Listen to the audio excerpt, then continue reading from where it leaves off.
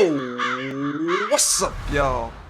It's Zems, and welcome to another reaction video. Today, we're going to be picking up where we left off with the alleged Diddy list, Diddy celebrity friends, and what did they know. This video is by Rotten Mango, so if you guys haven't already, make sure you swoop down to that description box, click on that link, and watch this video in entirety, because I'm going to be pausing, stopping, and talking through the whole thing. If you guys are new to the channel, my name is Zems, and welcome. I am curious to see who's on her list. It may be even some of your favorite celebrities. I've been seeing a couple of names come out inside of the case files and stuff on social media. How true that is, I don't know, but I did see Justin Bieber somewhere, and I did see Beyonce somewhere, and a couple of other people. I don't know how true that is, but hopefully Rotten Mangoes covers it. If not, then you might want to do your own research. But for now, it's a prefix menu. It's like one of those fancy Michelin star restaurants.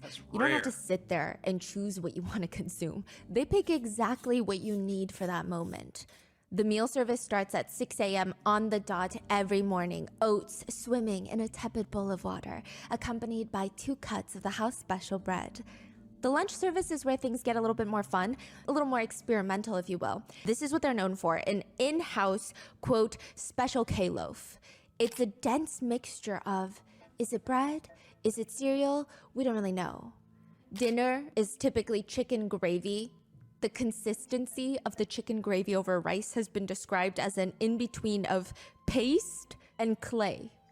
And if none of those sound appetizing for you, you can always choose from their a la carte menu if they don't fit your taste. You could choose a Velveeta cheese block minus the noodles for $3.70, jalapeno squeezed cheese for $3.35, or if you're feeling extra ravenous, you could pick a rib steak meal for only $9.95. The prices you would imagine are quite fair. In fact, if you're visiting for a while, you could even purchase New Balance sneakers for $54.60, or perhaps hemorrhoid cream for $4.30. The meal service is, interestingly enough, fully booked every single service, every single day. No reservations required. In fact, attendance is almost mandatory. prison. It currently has a 2.2 out of 5-star rating on Yelp, and that is the establishment, the Brooklyn Metropolitan Detention Center, otherwise known as MDC. Some inmates, they just call it hell on earth. This place houses 1,600 inmates. It is New York City's primary federal detention center. They did have a previous one that was just as big. It was called Manhattan's Metropolitan Correctional Center, but that one closed a little bit after Jeffrey Epstein died. They shut the whole thing down? They shut it down, and now it's mainly the Brooklyn Metropolitan Detention Center. Is that related to the death? Yes. That's crazy. And people have been complaining about both facilities for a really long time. People say it's, quote, pure hell, probably the worst federal detention center in the country. Ghislaine Maxwell's attorney claimed Ghislaine's time at MDC, she was underfed. There were pieces of plastic melted into her food. She had to drink contaminated water. She ended up losing her hair. But worse than that, the entire place is crawling with roaches and rodents. You could just smell the stench of overflowing toilets wherever you go. Another attorney stated, the worst part is there's no real outdoor space because it's in the middle of Brooklyn. It's just a place to warehouse human beings. Another states, you're subject to a strip search at any given time. You're gonna take off all your clothes. The guards will come in. They're gonna check your mouth. They're gonna tell you to turn around, bend over, and spread your butt cheeks. Cough. And then you gotta turn back around, lift your private areas, and squat down. I mean, this prison is disgusting. There's no way. It's a human rights violation. There's rats living through everything. The guest list for this human warehouse is actually quite long. You have Ghislaine Maxwell, Jeffrey Epstein's right-hand woman, R. Kelly, Keith Raniere, this is the NXIVM cult leader, Sam Bankman-Fried, billionaire crypto fraud, and now Sean Diddy Combs. Why you don't look human? You look like an alien or Diddy's something. been trying to get out. He's applied for bail twice, and now he's on his 3rd attempt. And there are serious concerns by netizens and conspiracy theories online that Diddy is going to, just like Jeffrey Epstein, mysteriously pass in prison because very, very powerful people around him will not want him talking. They say predicting the future is a gift. I mean, maybe you have a time machine. Maybe you're gifted with clairvoyant abilities, or maybe you're just South Park, the cartoon. South Park has this near mystical reputation of predicting the future with unsettling accuracy. It's weird. Some people think maybe it's just logical thinking. Maybe they're just predicting things that are in the realm of possibility. Or maybe it's just a coincidence. It's not that deep. Or maybe Others it's the think higher ups that's South making Park the needs to show. be studied by the government. You decide. In the show South Park, there's an episode where Satan is planning his own sweet 16th birthday party at this hotel, and every little thing that he keeps suggesting, the party planners are like, oh yeah, Diddy had a party here last year and he already did that. A huge chocolate fondue fountain, Diddy did that last year. A donut machine, Diddy did do it. Full ice cream bar, Diddy did it. To which in the bit, Satan himself says, I don't want to do it if Diddy did it. Damn it, what didn't Diddy do? Diddy did it. Damn it, what didn't Diddy do? When was this episode? Do you know? Like, what year was it? Oh, I think it was like in Yo, 2016. South Park is hilarious. Naturally, netizens could not get enough of this. The top comments being, even Satan doesn't want to do what Diddy did. But others say, well, no, the meaning is a bit deeper than that. One comment reads, I like how it's implied that Diddy has done the same things that Satan himself has done or what Satan has thought about doing. LMAO. Or even things that Satan doesn't want to do. Yeah. Others have pointed to a Simpsons episode that depicts what appears to be a white party hosted by Diddy. The episode is called The Great Fatsby, where Homer Simpson goes to this massive party thrown in a Gatsby-esque mansion. They're looking for the host, where some of the partygoers, including other A-list celebrities, say that he might not even exist, the host of the party. Others say, oh no, he's upstairs in his office. I mean, the whole massive staircase is lined with platinum plaques for songs. And when they walk into the party, someone who netizens claim looks like Diddy is standing in the balcony, staring out at the party from the top. This character tells Homer and Mr. Burns that nobody crashes his party. He snaps his fingers, security detail with assault rifles, like the ones that were found in Diddy's home, and guns pop out, and eventually the situation is resolved. Because, again, the character whom netizens believe to be a depiction of Diddy finds out that Homer's friend is this ruthless billionaire that everybody despises, but him, he loves him for being a ruthless monster, and he pulls him in for a hug. So people are saying these cartoons are predicting all of these things, all the parties, all of Diddy's crimes. I don't think it's predictions. I feel like it's the higher ups that run these shows, and they put it in messages subliminally, and we don't find out what it is until later on, where it's already too late to do anything about it. That's what I believe. You know what I mean? You can't predict the future. There's no such thing as someone predicting the future. I refuse to believe it. No one has that power. Did they predict it? Do you know how much an original copy of the Declaration of Independence is? I didn't know that could be for sale. There was one for sale. It's technically considered priceless, but technically, if you want to get really technical with it, there have been rare copy prints that sold for $8 million in auctions, like this one, owned by Norman Lear. Of the 200 copies of the Declaration of Independence, only 25 are still known to be in existence today, and Diddy is walking around a white party with a copy, an encased, closed, protected copy in his hands. It's a loan from Norman Lear. He said no one would ever expect a young black man to be coming to a party with the Declaration of Independence, but I got it, and it's crazy. coming with me, and I promise not to spill any champagne on it. This is how crazy his white parties are. Diddy's white parties were the it parties to be at. What kind of other celebrity party has a copy of the Chris Declaration of Independence? I can not even name a single one that I have never been invited to, but who knows? There would be these flaming torches outside the estate, burning all day, all night. Diddy says about the origins of the white parties. You know, I had just had the craziest mix of guests. Some of my boys from Harlem, Leonardo DiCaprio after he had just finished the Titanic. I had socialites there and relatives from down south. There were 200 people sitting out there just having a down-home cookout. Nah, not Diddy Caprio, allegedly bro. actually called himself the Great Gatsby, which I feel like at this point, after Burning Sun, don't you know, Great Gatsby does not have a happy ending. Maybe not the best way to predict your own future. According to one insider who states they went to his parties, she said, Diddy hired these young women to stand on pedestals on either side of the entrance, just dressed like angels, just standing there. She said it was very Gatsby-esque, maybe crazier. There were synchronized swimmers on the outside. There were topless women parading around in angel wings. But then there would also be group orgies, group sports taking place in the bathrooms with pills being passed around like little appetizers. People said when Crazy. Diddy winked at you and said, come to the VIP section, you knew you were going to have a really good night. What? He's the kind of known to night just I be a want. party legend. Diddy was known for saying things like, you think I'm going to stay in the VIP section? I created the fucking VIP section. Fuck the VIP. I want to touch the people. I want to feel alive. What does that mean? He wants to go into the club where everybody's dancing. He doesn't want to stay around in the VIP section.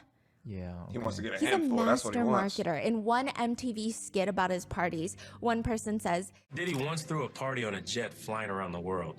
Now, it started on a Tuesday and somehow ended on the previous Sunday. I don't know how he did that. They're flying through time zones, right? Yeah. Is that what they're saying? yeah. Okay. Other comments, it's hard to say which is more off the hook. A Diddy party or a Diddy after party or a Diddy after party, which is basically just a pre-party for the next Diddy party.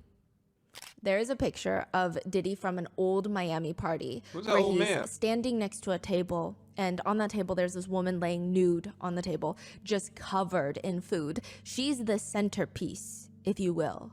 He's eating a chocolate-covered strawberry off of her, and people think it's just a little unsettling now. Because, you know, it's all fun and games until you are his private chef. His private chef's name is Cindy. Cindy starts working for Diddy in 2015 at his LA compound, which, you know, this TikToks that's like, I'm a personal chef to a billionaire. Here's a day in my life, right?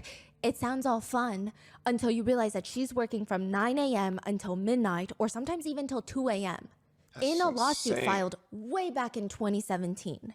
So not even with the recent lawsuits and allegations. This is in 2017. Cindy says she was working every Saturday and Sunday for Diddy and only getting paid $150 per day. That's wild. Eventually, he enjoys her cooking so much, he bumps her up from 2 days to 6 days per week, but she's still working 9 in the morning till midnight, getting paid $150 per day. So why didn't she That's quit? $10 an hour. The minimum wage now in the state of California is $16 an hour.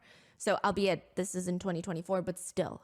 Aside from the pay, Cindy says in more professional legal words through her attorney in the lawsuit that this was pretty freaking miserable. She was traumatized working for Diddy. The lawsuit she files alleges in very professional terms, but for ease to digest. Did she sign a contract or something? Like, did she not want to leave because it was Diddy? If you're not getting paid well, can't you just leave and find another celebrity? I don't know. Let me know down in the comment section how that works. But I wouldn't be working from 9 to 12 for $150. But maybe there was a contract in place that I don't know about that when it comes to being a chef for somebody. But I'm pretty sure you discussed the terms of what you're going to be getting paid, unless he promised her something and he didn't deliver. But even then, when you get bumped up to say, let's say, you got paid already. He says he's going to make you work from 2 days to 6 days, and you're still receiving crap pay. And like, why aren't you leaving? But I don't know. I could be wrong. I will paint the picture. Cindy would be cooking in the kitchen, oftentimes on the night, when Diddy would tell her to come serve food to him and his guests in the various areas of his mansion. She would walk in with the food because that's her job, right? And sometimes it was just so clear that they had all gotten done participating in sexual activities. Or sometimes they would be in the midst engaging in group sexual activities while she's just forced to serve food, set the table, if you will. Other times she would walk in to, quote, deliver the food. And when she would walk into Diddy's room, she alleges it's so clear that he just got done having intimate relations. He would just be fully butt naked. She's uncomfortable. You can tell that she's uncomfortable. He could tell that she was uncomfortable, but he would allegedly ask her along the lines of, are you attracted to all of this? Do you like my naked body? In another occasion, Cindy is in the kitchen preparing the meals when a male house guest, one of Diddy's friends, walks in. She looks up, he's butt naked. He had just engaged in sexual activity with another guest of Diddy's, and he's just standing there around naked, asking her to look at him.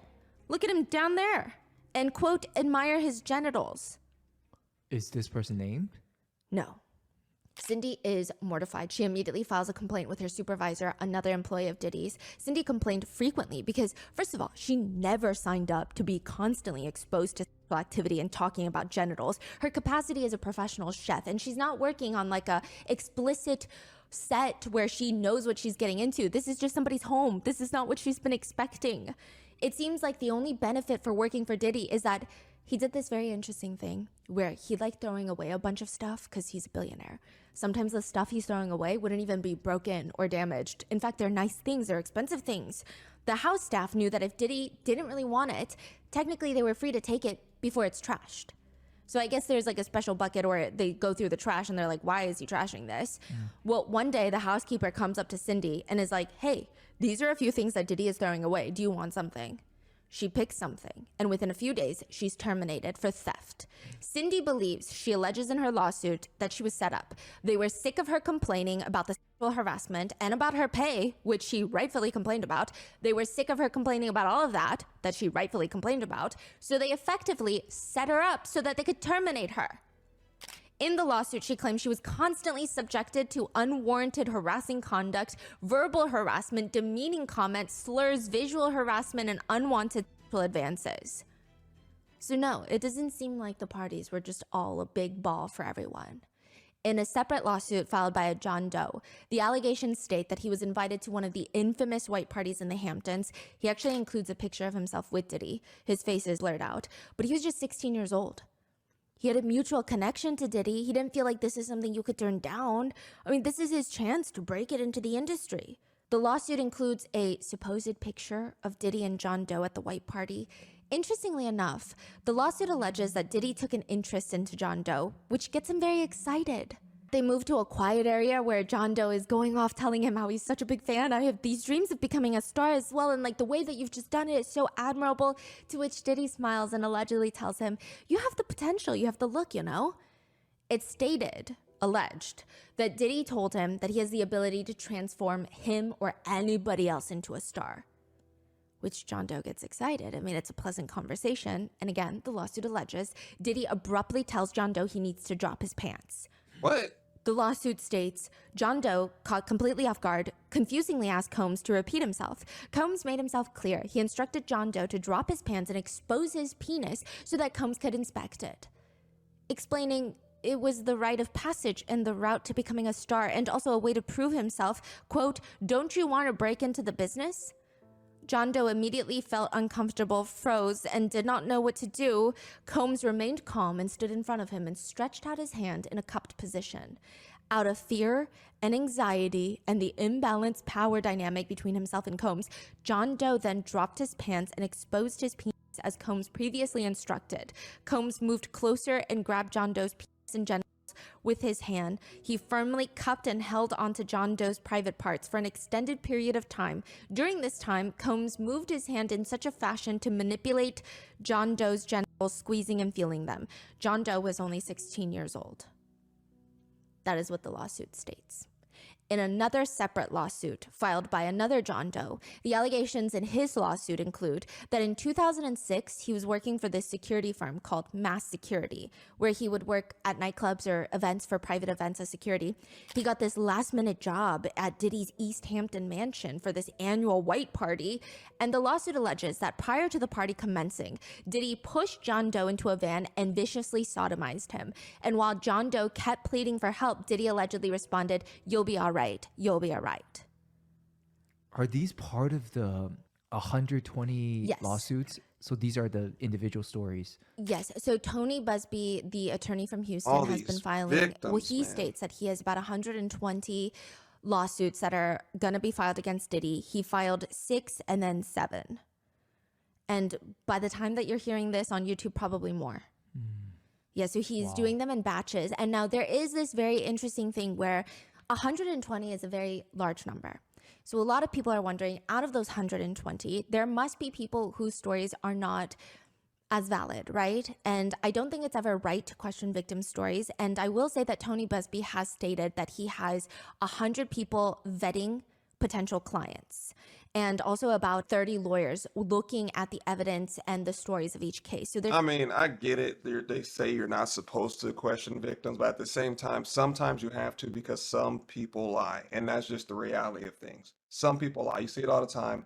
Some people come to find out they were lying the entire time, and people get sentenced for years on years on years. I mentioned this in one of the last videos. You know what I'm saying? Sometimes when you have offended, sometimes you may not have it. I'm not saying that doesn't mean everybody's lying, but not everyone is telling the truth. It goes for everything, not just for this case, not just at work, everywhere. People lie. It's just a human thing to do. People lie. You're always going to run into liars. So they're trying to fact check a lot of these clients. They're not just trying to take any case. They're not taking anyone who's calling them like, oh, that Diddy thing on the news, I'm part of it.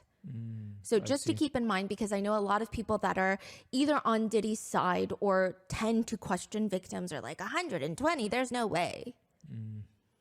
Which again, I'm not stating that these lawsuits are true. I mean, these are civil lawsuits. There's no way for me to know. I wasn't there, right? And neither was Tony Busby, but I'm just stating he is very thoroughly fact checking them from what I can see. Well, I don't know if fact checking is the right word, legally speaking, trying to verify them as much as he can. One John Doe alleges that he was drugged and essayed the night that Diddy was awarded the Lifetime Achievement Award at the BET Awards, the time that he shouted out Cassie after 4 years after their breakup. He said that he was essayed after that at an after party. So many netizens, they're hoping with all these new lawsuits coming out that the most of the party goers, all the other celebrities that attended Diddy's parties did not see these things, that they only saw the fun aspects. Because one frequent party goer says once Diddy got high or drunk, he would turn violent and loud. He would take his anger out on people.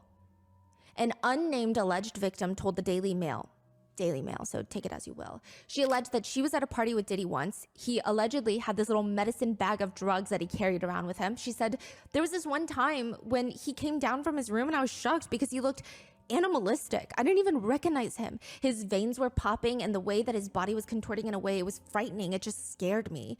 Being around him was like being around Jekyll and Hyde. There was some woman in the pool, sometimes already naked, and I thought, oh, maybe they party too much. So she's kind of insinuating that they're passed out almost, maybe in the shallower end or like hanging onto the side of the pool or like they're in the cabanas around the pool. And she says, but no, there were times when the girls wouldn't wake up at all and they would just leave them there lounging by the pool. She claims if she ever asked Diddy's staff about it, like, hey, guys, are you guys seeing this? Is she okay? They would just tell her, she's okay. She's just drunk and hungover. That's what she claims. They said that, oh, they would just say this anytime a girl didn't move at one of Diddy's parties.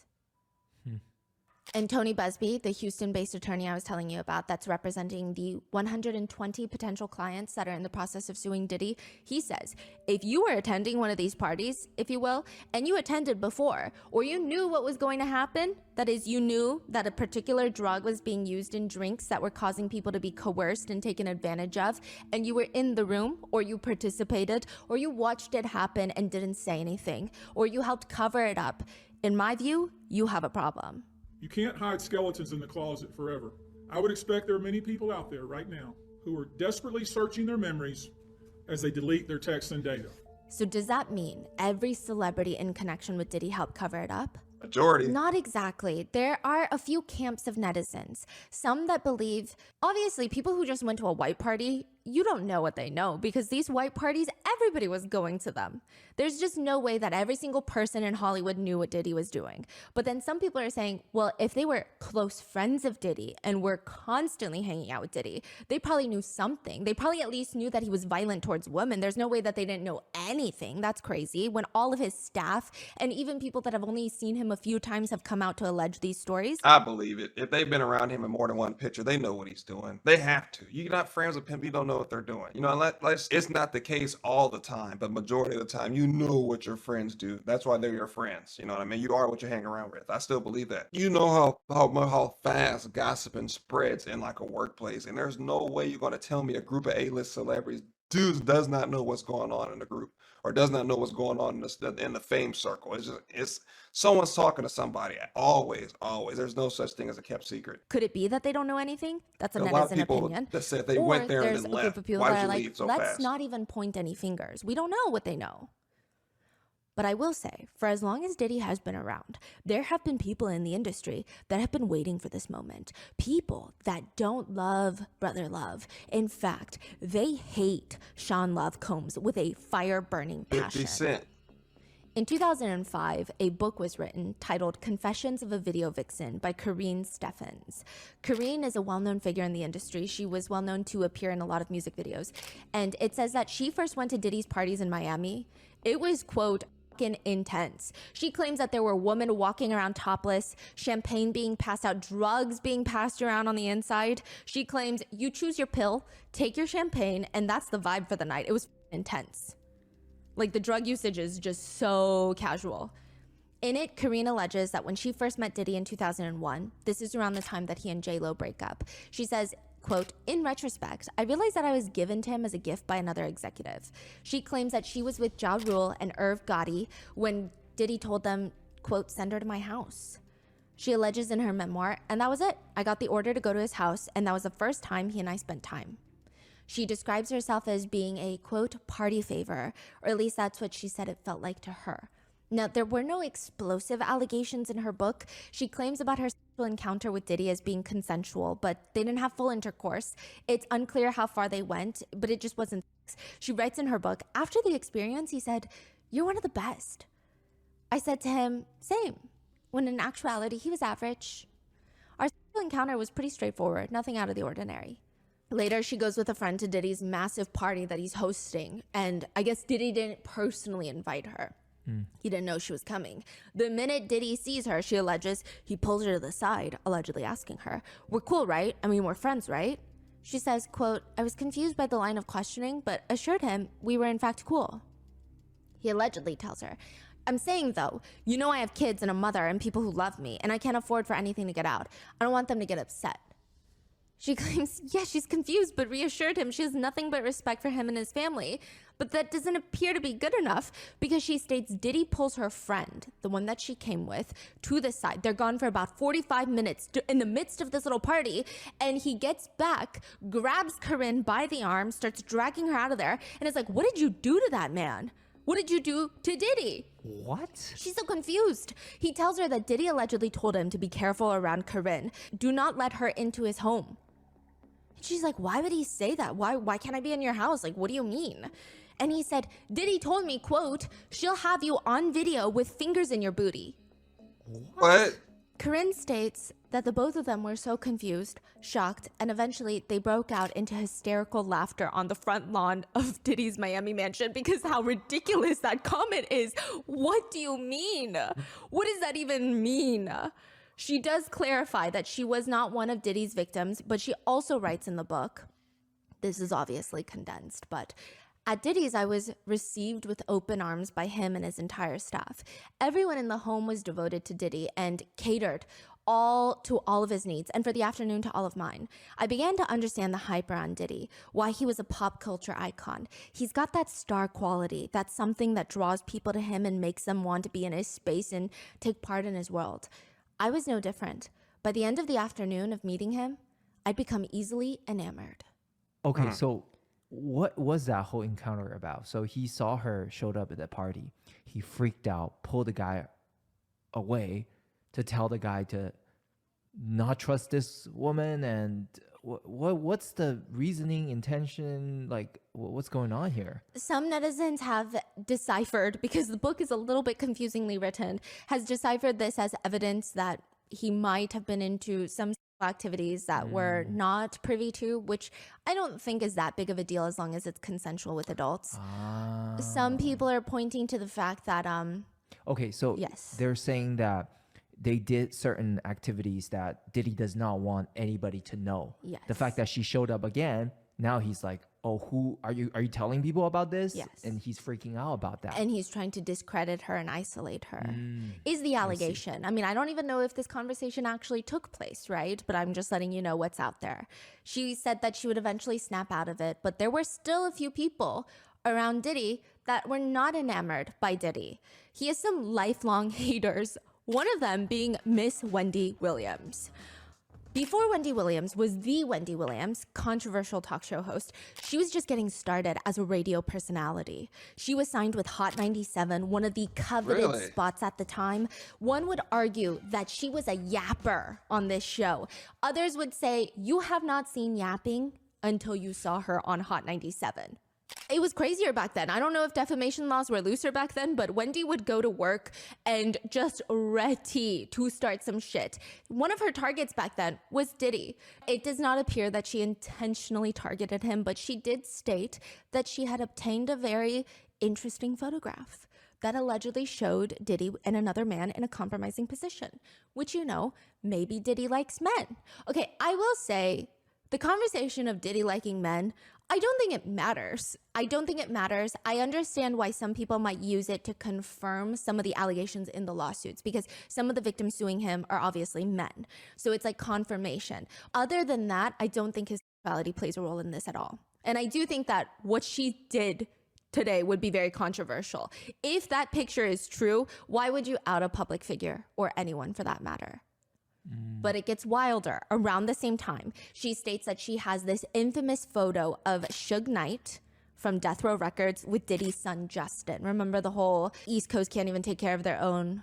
That hadn't been released yet. So she's like, I have it and I could post it on my blog. The story is that Wendy was gonna release all of it, and Diddy is pretty much sick of her at this point, is the allegation. According to outspoken Gene Deal, the former bodyguard to Diddy, he states that by this point, because of the success of Bad Boy Records, Diddy's label, quote, motherfuckers didn't breathe hard if Diddy didn't want them to. Diddy allegedly calls up the executives that own Hot 97 to either get Wendy off the air. One allegation states that he even says something along the lines of, if I'm in New York City and I hear that voice on the radio, you're never gonna have another artist song nothing from me. Which Hot 97 would lose a lot of business if they can't air Diddy's record label songs. Within a few days, Wendy, one of the biggest hosts on the station, is suddenly in Philadelphia. She's not in New York City anymore as a host. She's a host on a radio show in Philadelphia. They fired her or let her go? It seems like it, if this is all true. A lot of netizens agree, yeah, threatening to release a photo like that of someone doing intimate things is pretty horrendous. Potentially outing someone is also horrendous. But some netizens would point out, given everything that's happening right now, nobody feels sympathy for Diddy. And on top of that, they question why someone at his level would have such a big reaction to a photo if it weren't real. That's what they're saying. they're to but protect I do their want to name, add, maybe, but- Gene Deal, the bodyguard, says the photo is not what you think it is. His version of events is that they were all on vacation and these girls were taking photos nonstop. And on this trip, one of the guys decided it'd be hilarious to pull down Diddy's pants to expose all of his privates. So as he's like bending down to expose all of his privates and pull down his pants, Diddy's private parts, I guess, whip out and the picture gets taken so it looks like another man is about to perform something on him, but he says it just wasn't true. It was like a prank. But he claims that's the picture that was allegedly sent to Wendy Williams with a whole story of how Diddy is into men. Regardless, Wendy Williams gets dropped in New York City. She's got to go to Philly. The long-standing animosity between the two is pretty strong. Wendy alleges that Diddy would send a bunch of girls to try and jump her outside her radio station. Once upon a time, there was a music mogul who sent his all-girl group to beat my ass in front of the radio station. She alleges that Diddy, quote, single-handedly tried to sabotage her career. She writes in her book, "The hell he put me through, I will never forget it. But I don't hate him." But later, during her talk show, she was one of the few that extensively talked about the power dynamic between Diddy and Cassie, saying things like, my thing is, when you date a mogul, it's really difficult to avoid them. Even if you use your head, you never know when they're gonna pop up on the scene. Like, they could find out what hotel you're staying at. They could just pop in, pop out. They have too much power in this world. Wait, I'm so sorry. What is she referring to, though? Cassie and Diddy, so when they would constantly break up and get back together, and Diddy would publicly reach out to Cassie through social media to try and win her back during their on and off relationship. A lot of other people were debating whether or not that's romantic, but Wendy says, I suggest don't use social media, though, to reach out. This was a grand overture from Diddy. I don't believe he really wants her back or wants her. I believe he probably treated her at some particular point like a possession. If you really care, then you would reach out privately, not publicly. There were these comments here and there that indicated that they never really resolved things until 2017. Diddy makes an appearance on the Wendy Williams show. Snap. And people think it is so awkward. The whole thing feels tense. They're both trying to dance around each other. Not really, but like figuratively during the entire interview. I don't think netizens are reading into it. I was watching it, and I've been watching lots of Diddy interviews on Ellen DeGeneres' show, Conan O'Brien, Jimmy Kimmel. He does not seem relaxed or happy around Wendy Williams. He keeps having these moments where he's smiling, but his smile drops so quickly. It's like he keeps dropping his smiling mask. Oh yeah, he don't But like her why at all. did he go on there? At all. Nobody knows. One part that's been going very viral on social media is Wendy Williams is bringing up her son. She says, and let me tell you something, as a mother of a now 16-year-old boy, Diddy interrupts her, who I met backstage. He's a great young man. Who I met backstage, He did? he's a great young man. Oh, thank you. Wendy Williams looks so uncomfortable. He said, you want to play, right? Power move, because he's just like, all right, you want to play, you want to keep mentioning my name? Yeah, invite me on your show. He literally went out and allegedly, like, right, we're looking at it, he literally tells her, like, you keep playing with me, bro. I know what your son looks like. I met him backstage. And she's like, you met him? Oh man. Like, she didn't expect him to find out who he is. And you could tell that she kind of like, oh, okay, this is what we're doing right now on live television. A lot of people probably wouldn't have grabbed it back then, but I wouldn't have grabbed it back then because I don't watch Wendy Williams. But he definitely made it clear, like, I would do this in public. I do not care. And no one could do anything about it. Crazy, like, mob boss type move. He briefly thanks him, but looks like she loses her train of thought. She spaces out and stutters a bit. Diddy is just staring into the depths of her soul during this. Many netizens have since commented that it felt like Diddy was trying to tell her, like, that's a threat, play nice. Telling you, bro. I just met your son. Mm-hmm. I know what he looks Another like. netizen comments, the way she hesitated, you just know that she wanted to say, you stay away from my son, but realized that she was on air. It is a very unsettling moment. But there is someone who might hate Diddy more than Wendy 50 Williams. Cent. And that is 50 Cent. If anybody is going to be a hater of Diddy, it is going to be 50 Cent. This man, talented in his own right, obviously, but like he could make a full-blown career out of hating Diddy. He has been saying for years now that he freaking hates Diddy. In 2006, he released a diss track called The Bomb, where he insinuates that Diddy had something to do with Biggie's murder. The lyrics read, who shot Biggie Smalls? We don't get him. They're gonna kill us all. Man, Puffy know who hit that guy. He's always said Diddy was someone who was just a businessman that liked to take advantage of creatives. 50 Cent said, I don't have any interest in doing things like that. I actually fall under the creative side, so I just didn't take to hanging out with him like that. He said that he thought Diddy was strange. In an interview once, he said, he asked to take me shopping. I thought that was the weirdest shit in the world because that might be something that a man says to a woman, and I'm just like, nah, I'm not with this weird energy or weird shit coming off the way he was just moving. Like, from that, I wasn't comfortable around him. No, but me and you, we ain't party. Like, we need to party. What is he talking about? That's the kind of stuff that when people say that to me, I get a little uncomfortable. In response, Diddy went to the Breakfast Club podcast, and he was asked, and he said you did the same thing to him. You asked him to take him shopping. Yeah, I thought he needed some clothes. What?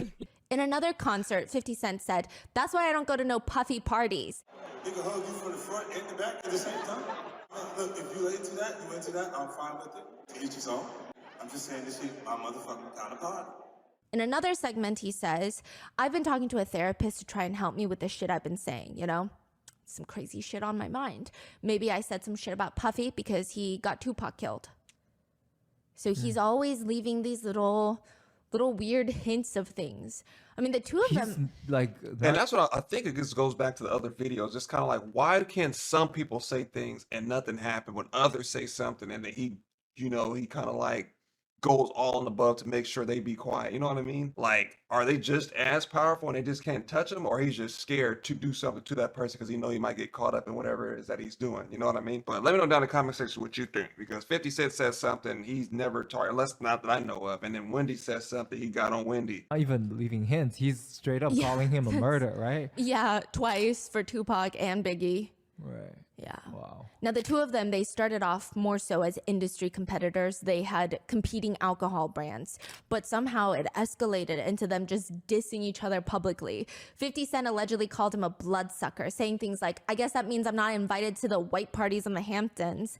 And to describe Puffy in one word, it would be bitch. He said that. Yes. 50 said that. Yes. Okay. He also stated that Diddy is not an artist. He just takes records and sings them. He's not really an artist. Quote, he's the guy that stands next to the guy. He's the guy standing next to Biggie. He's a party promoter. He's a producer. He's a businessman. A lot of other things, but he's not an artist. To which Diddy cryptically That's what DJ Khaled does. I love my people. Let's stop the hate, man. Congratulate. Hate is for suckers. If you hating, you're a sucker. And you're ashy, and your breath is stinky, and you know who I'm talking about, you hating ass crap. But interestingly enough, 50 Cent's mother of his child gets listed in a lawsuit by Lil Rod. Wait, 50 cents? The mother of his child gets listed in passing in a lawsuit, not as a defendant, but it is alleged that she was having intimate relations with people at Diddy's house. Which, side note, later on The Breakfast Show, later in 2018, the podcast host brings up 50 Cent and Diddy. Diddy says, I don't have no beef with 50. Hey, yo, I don't have no beef with I don't know why. With 50. He loves me. I mean, y'all can't see. No, we can't see. Y'all can't see that he loves me. But see, you really hold on. You really think that's hate? You know he loves me. I don't think he like you. You know he loves me. I don't think he like you. Okay. That's Diddy's response. Okay. He continues, you know, when he does that, it's like funny to me. I don't really take it personally. I know he has a different sense of humor and he's just not in my life. We don't have to ever cross paths, and I will never say nothing negative about him, you know, because that's just not me. But no, Diddy, he really, really does not like you. Anytime there would be any negative news about Diddy, 50 Cent would turn his Instagram page into a multifaceted hate page towards Diddy for years now. Even when Keefe D was arrested for killing Tupac and Diddy was named by him, 50 Cent posted, "Damn, so Tupac got lined by Brother Love? LOL, time to lawyer up. Shit might get sticky." Telling who? Diddy to lawyer it up? Yes. And now we have come full circle with Christian Combs, Diddy's son. After Diddy's homes were raided by the feds, he released that diss track. And he was actually listed in a lawsuit. He's been accused of SA, but he released that diss track called Pick a Side, in which he takes a shot at 50 Cent, saying all that gossip shit is whack when all they had was 50 Cent, who put the city on the map. Stop lying. So he's basically saying 50 Cent is acting like he put the city on the map. Don't lie to yourself. 50 Cent then posted and deleted on Instagram, "I feel so threatened by the things Christian is saying on his record. I'm afraid for my life. Please don't hurt me, guys." He's being sarcastic. He has since taken it down, but he is currently working on a series about Diddy with Netflix. Oh, it's going to be crispy. Right. Yes. Is there any more information on that? Is it just He did joke that he was going to title it "Diddy Do It?" that's all we know? Yeah. Anytime 50 Cent touches something, it's going to be gold. 50 Cent is just a really talented person. He can write movies. He can write shows. Dude is gifted. He can rap.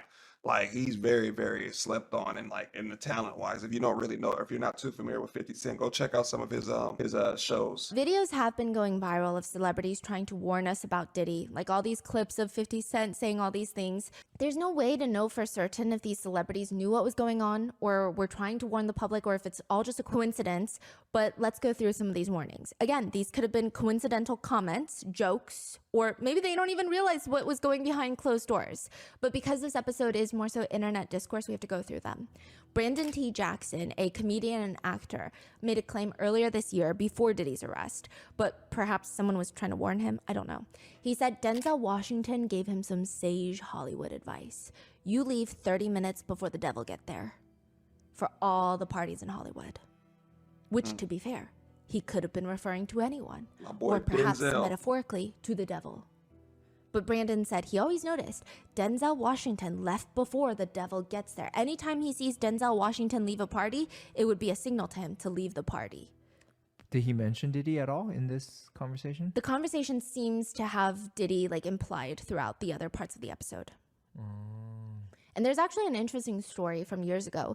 In 2003, Denzel Washington confronted Diddy at one of his parties. Sources allege that they got into a heated discussion about something, and allegedly Denzel stormed out while shouting, "You don't respect anybody." Which nobody knows if this actually happened or why, but it's a very interesting thought. We're going to come back to Denzel Washington in a little bit because there is a very vocal alleged victim of Diddy's parties. Well, I guess I could just summarize it here. Allison Carter, she has stated, she's kind of insinuated that Denzel Washington is also involved, but I don't know. There's a lot. There's a lot there, but just keep that in mind. Earlier in 2024, before Diddy's arrest, Cat Williams went on a talk show to say all these big dick deviants is all catching hell in 2024. It's up for all of them. It don't matter if you Diddy or whoever you is, all lies will be exposed. The truth is the light. It don't matter if you Diddy or whoever you is, all lies will be exposed. That's all. Cat Williams claimed he was blackballed from the industry because he's been in the game for so long and he has been gathering information, intel. He knows everybody's secrets and they all know that he knows. He claims, now I've had to turn down $50 million 4 times just to protect my integrity and that virgin hole I was telling you about. Right. Because P. Diddy be wanting to party and you gotta tell him no. Oh, that's where this line came from. Yes. Ah. Some would even argue that Diddy warned us. For a Vibe cover called Puff Daddy, It'll Never Be Over, Diddy ominously tells the reporter about this vision he has in his mind. And this vision is just always in his brain. He says it's like a picture out of one of those old movies where a man has been wrongly accused and the whole town is gathered to watch him get hanged. This man is up on a platform with his legs dangling in midair, only instead of choking, he refuses to die. Days go by and he's still hanging in. The townspeople are throwing rocks at him, but he won't give in. Finally, they cut him down. That guy is Sean Puffy Combs himself. They cut him down and he just walks away. He starts yelling, I raise out of the coffin. It will never, never, never, never be over. Never, motherfuckers, never. What's the context behind that? Oh, I think he's just talking about how people are trying to take him down.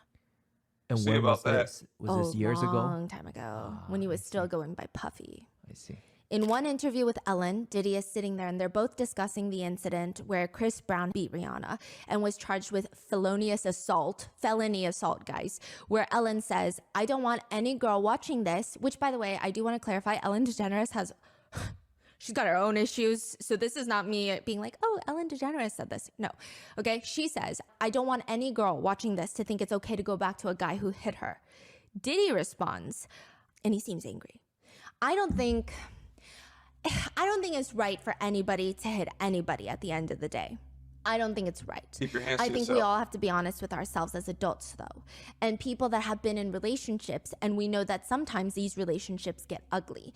And sometimes it doesn't come out into the forefront, like this one has come out. There's a lot of stones being thrown, and we don't know exactly what's going on. These are two young individuals, and we need to pray for them. We need to give them certain support. It was a dark time for them, and I was there more as a support. That was it. Wow. Knowing what happened closed doors, yeah. Then you listen to this, you know exactly what he's trying to say. Yeah.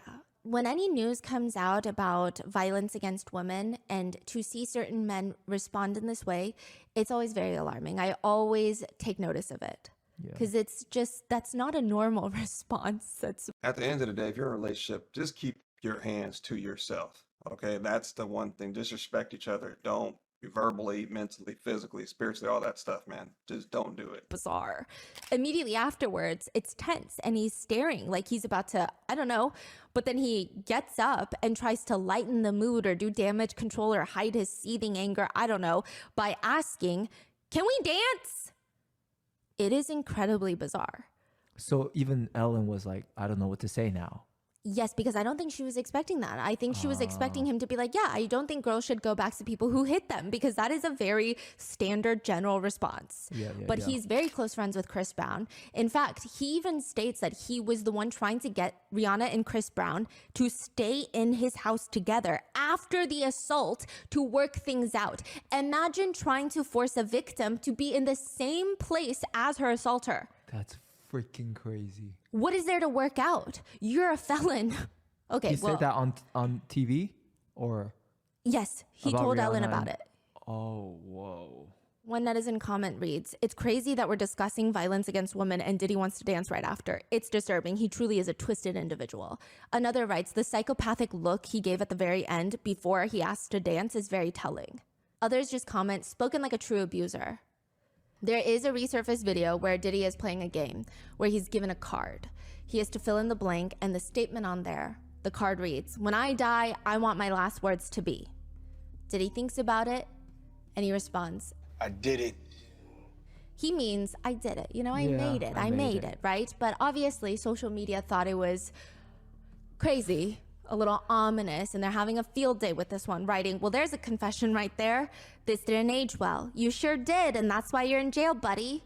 To which Diddy's representatives have stated, it's disappointing to see the media and social commentators twist moments into something they were not by taking video clips and photos out of context and attempting to link them to a false narrative. Implying inappropriate behavior is completely ridiculous.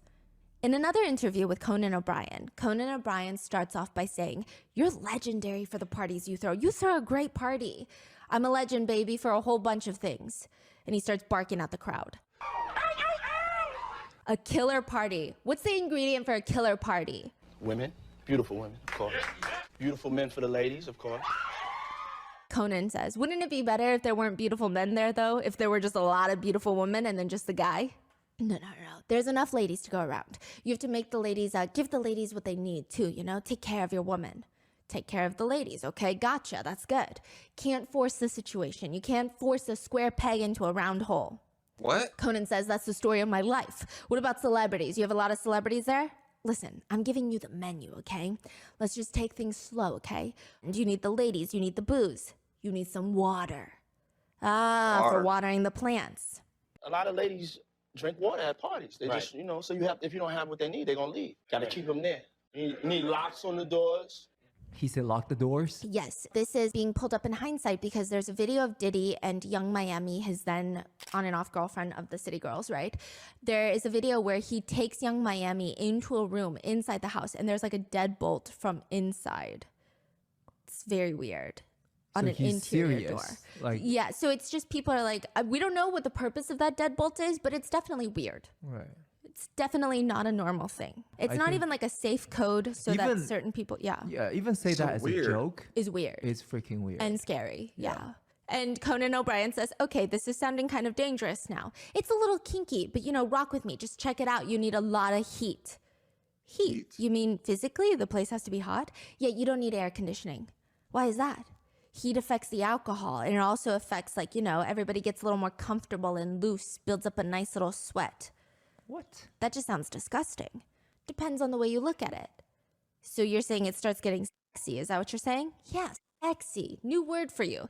Let me finish. You just need music, and then you need me, of course. Comments on the video now read, self-snitching, a national pastime. Yeah, that's definitely In a what that separate was. interview with Conan O'Brien, Conan Snitching. randomly brings up, let me ask you something. I don't know if it's just a made-up myth or if this is true, that anytime you go into a hotel, you don't check in the way everybody else does. You send someone ahead to prepare the hotel room for you. It's called preparing the sexy. Which, if you guys know, in the lawsuits with the freak-offs, it said that he would send his assistants to get ready all the freak-off supplies, allegedly. That's candles. I like candles. Which in Cassie's lawsuit, it's alleged that he would fix the candle lighting, like he's producing his own video while he's filming these acts.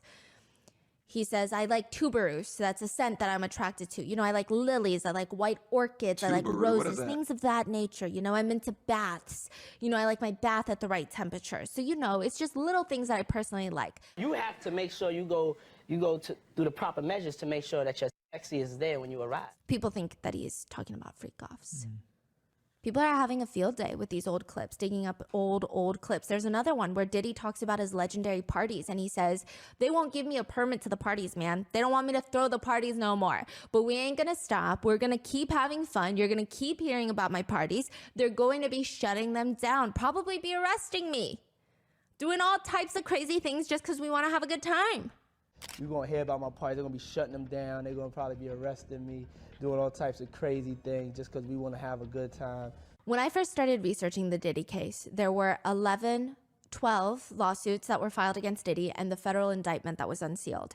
Very quickly, another dozen lawsuits were filed, and probably more by the time that you're watching this.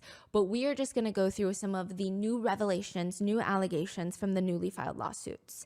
There have been longstanding allegations that he would put date drugs into the alcoholic beverages at his party. I believe that. There have been lots of This people that have been Begin coming episode. online to allege he had a section for drinks that only girls would drink, and then a section for the artists, for the label makers, for the people that are not allegedly going to be drugged. So he had drug drinks and non-laced drinks. That is the allegation. One lawsuit even further alleges that it would be in the champagne glasses that they would hand out at parties. Specific mixed drinks like lemon drops would be laced with drugs because primarily these are drinks that more women tend to gravitate towards. Or maybe specifically, other people would be told, allegedly, hey, don't drink the lemon drops at this party. Yeah, they told One lawsuit Christian told that alleges to somebody, it's I not even believe. just about the drinks that are On the circulating at the party. Multiple lawsuits have alleged that when you walk into his party, you would have to sign an NDA. Now, this part is not, it's a little gray area for sure, okay? But you would have to sign an NDA. And once you walk in, they would make you take a shot. They're like, you sign the NDA, and this shot is a prerequisite to coming into the party. And some believe that those shots specifically, some were laced, some were not. So it's like maybe it's a pre-approved, these are the types of people I want to be drugged, allegedly. I wouldn't know how it works in the back end, but Unless I'm just it's saying it is very randomized. weird because it's not Diddy himself that we're giving these shots out.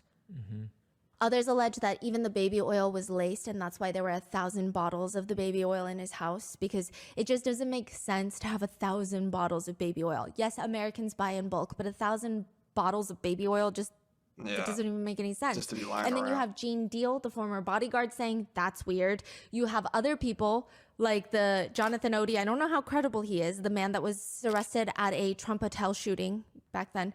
He said that they were transporting liquid cocaine. He's definitely more of a conspiracy theorist, but still, there have been long-standing allegations. One lawsuit reads, quote, dousing victims in lotions or similar body oils also laced with GHB so that the drug would be absorbed through the victim's skin and make it easier to take advantage of, exploit, and assault him or her. What's GHB? The date rape drug. Yeah. One lawsuit alleges that he would also say things like, this is what it takes for you to be famous. What are you willing to be a star for? Perform insert act or else. Other lawsuits claim he would say things like, when else do you get to drink with a millionaire? One of the more shocking lawsuits filed as of recently is Jane Doe, who alleges that she was 13 years old when she was assaulted by Diddy. These are the allegations set forth in her lawsuit. And again, allegations until they're proven true in the court of law. The lawsuit alleges that during the 2000 VMA Awards, this is the year that Diddy and his then girlfriend at the time, Jennifer Lopez, went wearing that iconic green Versace dress. The plaintiff, Jane Doe, claims her friend dropped her off at the Radio City Music Hall so that she could try to get into the VMAs. So she's just a fan. She's just a fan of the VMAs. She wants to go. She claims that she was outside when she saw a ton of artists and famous people arriving. She didn't have a ticket, but she really wanted to get in. So she went and tried to talk to the limo drivers that were outside. One of the alleged drivers worked for Diddy. This is the allegation. And he allegedly told her, hey, Diddy likes younger girls, and quote, you fit what he's looking for. He allegedly invites her to an after party. So not the VMAs, I can't get you in there, but you can get into the after party. She claims once she got inside this large white house where the after party was being hosted, she was asked by two men to sign an NDA. They allegedly told her that she was not allowed to talk about what happened at this party. She gave them her name, signed a form, did not receive a copy. Jane Doe claims she saw a lot of celebrities at the party in which she was offered later a reddish yellow drink, which tasted kind of like orange juice, cranberry juice, but something bitter in there. And after one drink, she allegedly starts feeling very woozy, lightheaded. She wants to lay down. She alleges she tries to look for an empty room to lie down, but sooner or later, she claims Diddy, along with a male celebrity and another female celebrity, entered the room. Diddy allegedly approached Jane Doe with this crazed look in his eyes, grabbed her, and started screaming, "Are you ready to party?" She alleges that she was essayed by Diddy while the other male celebrity and the female celebrity watched. Then the male celebrity essayed her while Diddy and the female celebrity Who were the watched. two celebrities? Were they all named or no? No. Male celebrity A, female celebrity B. Okay, let's be fair. Money does make the world go round at times, and sometimes victims don't have access to things like therapy because they don't have the resources for that. So in these lawsuits, I don't like to bring up the topic of money because then it becomes this whole, oh, victims want money, victims want money. I mean, what else could Diddy give them other than an apology? That would hurt him, right? He can't, there's no eye for an eye in this country. Like, it doesn't make sense. So it's stated that potentially it's a technique where you don't list the celebrity, but you file this lawsuit and you go to that celebrity privately and say, I haven't listed you yet, but if you don't want to settle privately, I could list you. In-house. Like, I could name you. It's called in-house. And I could You file sell a it lawsuit in-house against before you it as gets well. all So crazy I guess in we'll have to public. wait and see. Now, in one lawsuit, John Doe alleges he attended a party around October 2021. So this is very recent. He states there were several well-known artists in attendance, and he claims that he was drugged and gang essayed. In a separate lawsuit, another Jane Doe alleges that after Diddy essayed her, he threatened her, "You better not tell anyone about this or you will disappear." A few establishments were also listed in a few of the new lawsuits, Macy's, the department store, being one of them. In one lawsuit, John Doe alleges that in 2008, he was working for one of the more popular streetwear clothing brands called Echo Clothing. This is around the time when Diddy was trying to take Sean John to the next level. They were Sean John's competitors. One day, the lawsuit alleges Diddy comes into Macy's flagship store in Manhattan with 3 of his bodyguards. He allegedly stomps his way over to the stockroom, pistol whips the defendant, and forces him to perform orally while shouting, "I will kill you" at him. Allegedly, while essaying him, Diddy is accused of pulling his hair while making derogatory comments like, "You like that, white boy?" The lawsuit continues that after the assault, Combs proceeded to gather Sean John merchandise from the stockroom, leaves the stockroom, and headed out to the Macy's retail floor, where he began passing out merchandise to an adoring crowd as if nothing happened. The lawsuit further alleges that John Doe went to Macy's security to report the assault. He was allegedly told by somebody that someone will come speak with you about what happened, but it never happened. Nobody came to speak with him, and he alleges, quote, shortly thereafter, Macy's stopped letting John Doe into the flagship Herald Square store. He further alleges that the CEO of Macy's pressured Echo executives to fire John Doe because Macy's had just signed a multi-million-dollar deal with Sean John Clothing.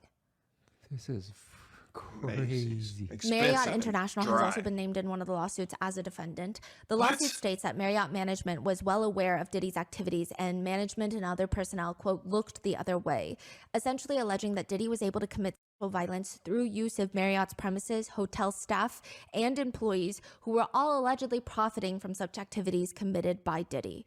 One lawsuit reads, Combs manipulated both men and women to participate in highly orchestrated performances of sexual activity with both commercial workers and unsuspecting partygoers. In some cases, these were individuals who were contractors or vendors. In other cases, they were random individuals pulled from a hotel lobby or show or off the street. And in one of the more recent alleged cases of abuse, according to a lawsuit, John Doe claims to be a businessman from LA. He attended a launch party for a new Ciroc product.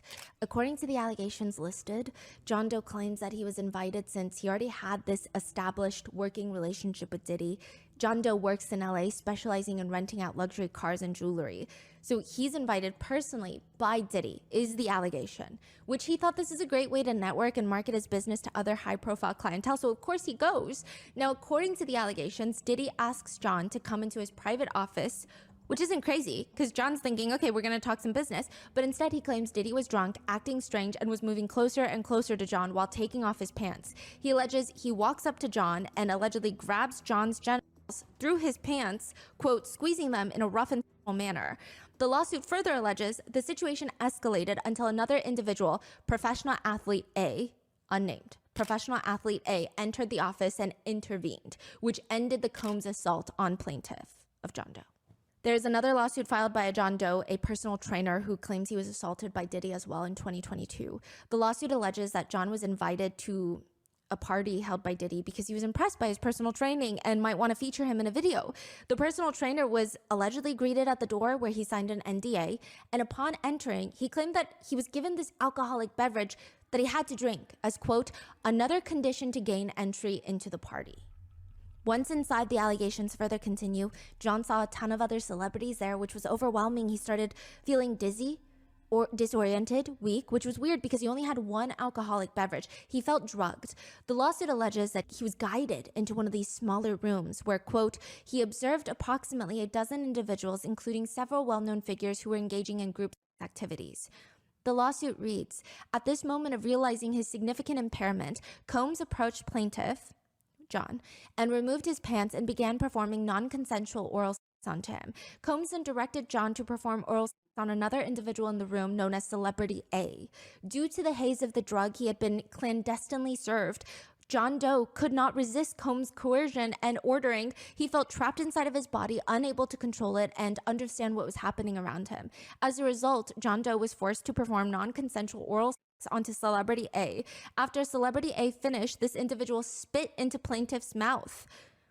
The lawsuit further alleges, while in and out of consciousness, individuals at the party forced plaintiff into sexual acts with both men and women, and, quote, these individuals, including Combs, essentially passed plaintiff's drugged body around like a party favor for their sexual enjoyment. When plaintiff finally regained consciousness, he found himself outside of his apartment, disoriented, without a shirt and without his phone. Plaintiff is unaware who took him back to the apartment or how he got there. He alleges that this happened on the night of the BET Awards, 2022.